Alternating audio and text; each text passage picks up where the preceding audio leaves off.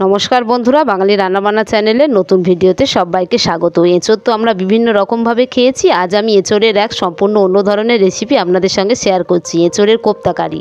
এই এঁচোড়ের কোপ্তা কারি খেতে হয় দুর্দান্ত এবং বানানো খুবই সোজা। এঁচোড়ের কোপ্তা কারি আমি কিভাবে বানাচ্ছি তা আমার এই ভিডিওটা স্কিপ না করে শেষ পর্যন্ত দেখার অনুরোধ রইল।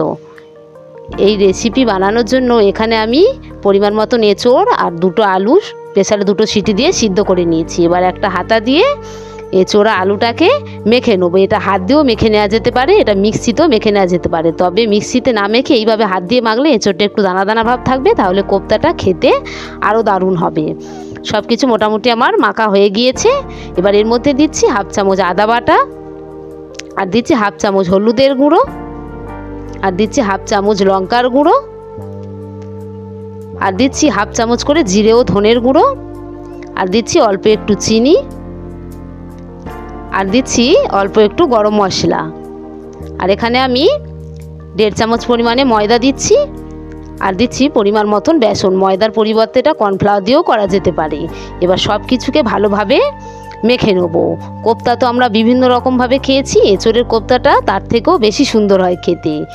সব কিছু মোটামুটি ভালো রকমভাবে আমি এখানে মেখে নিচ্ছি। মাখাটা একটু নরম ভাব আছে, তাতে অসুবিধা নেই। হাতে তেল লাগিয়ে কোপ্তাগুলো বানিয়ে নিলে কোনো অসুবিধা হবে না।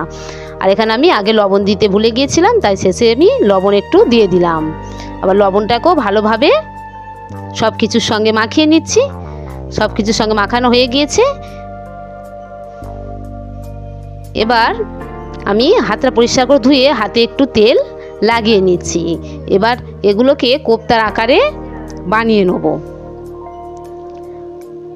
এইভাবে গোল গোল করে কোপ্তার আকারে সমস্ত এঁচোড়গুলোকে বানিয়ে নেব। এদিকে আমি গ্যাসে তেল গরম করতে আগে থেকে বসিয়ে দিয়েছি।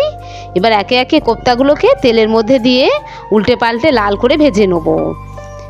এই কোপ্তাগুলো দারুণ হয় খেতে। সমস্ত কোপ্তাগুলোকে এইভাবে উল্টে পাল্টে ভেজে নিচ্ছি। এরকম নতুন নতুন রেসিপি পেতে যদি আমার চ্যানেলে নতুন হয়ে থাকেন তাহলে চ্যানেলটিকে একটা লাইক সাবস্ক্রাইব করে রাখবেন, তাহলে পরবর্তী নতুন ভিডিও সহজে আপনাদের কাছে পৌঁছে যাবে। এগুলো লাল করে ভেজে একটা পাত্রের মধ্যে তুলে নিচ্ছি। কতটা মুচমুচে হয়েছে দেখতে তা দেখেই বোঝা যাচ্ছে। সমস্ত কোপ্তা ভেজে নিয়ে এবার ওই তেলের মধ্যে আমি দিচ্ছি অল্প একটু গোটা গরম মশলা, আর দিচ্ছি দুটো শুকনো লঙ্কা, আর দিচ্ছি হাফ চামচ আদা বাটা। আদাটাকে হালকা করে একটু ভেজে নিচ্ছি। আদাটা ভেজে নিয়ে এবার এখানে টমেটো ও কাঁচা লঙ্কা পেস্ট করে রেখেছিলাম, সেটাকে দিয়ে দিলাম। এবার ভালোভাবে এগুলোকে একটু কষিয়ে নিচ্ছি।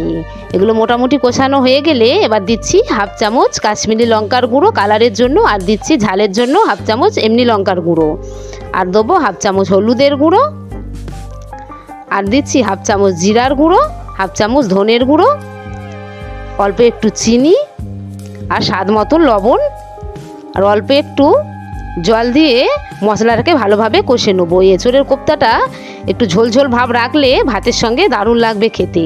মশলাটাকে ভালোভাবে তেল ছেড়ে যাওয়া পর্যন্ত কষে নিতে হবে। এবার আমি এখানে পরিমাণ মতন গরম জল অ্যাড করে দিচ্ছি, আর দিচ্ছি অল্প একটু গরম মশলা। এবার ঢাকা দিয়ে এইভাবে একটু ফুটিয়ে নেবো। গরম জল দিলে তরকারির স্বাদটা ভালো হয়। বেশিক্ষণ ফোটানোর দরকার নেই, খানিকক্ষণ ফুটিয়ে নিলেই হবে। একটু ঝোল ভাব রাখতে হবে। এবার এর মধ্যে ভেজে রাখা কোপ্তাগুলোকে দিয়ে দিচ্ছি। কোপ্তাগুলো দিয়ে কিছুক্ষণ ফুটিয়ে নেবো। খুব বেশিক্ষণ ফোটালে কোপ্তাটা ফেটে যেতে পারে। এগুলো একটু নরমই হয়। কিছুক্ষণ একটু ফুটিয়ে নিচ্ছি, খুব বেশি নাড়াচাড়া করা যাবে না। এগুলো একটু ঝোল ভাব থাকবে। এটাকে গ্যাসটা বন্ধ করে 10 মিনিট রেখে দিলে ঝোলটা মাখা মাখা হয়ে যাবে। এবার এগুলোকে একটা পাত্রের মধ্যে তুলে নিচ্ছি। হয়ে গিয়েছে আমার কোপ্তা রেসিপি। ফিরে আসছি পরবর্তী নতুন ভিডিও। ততক্ষণ জন্য প্রত্যেকে ভালো থাকবে।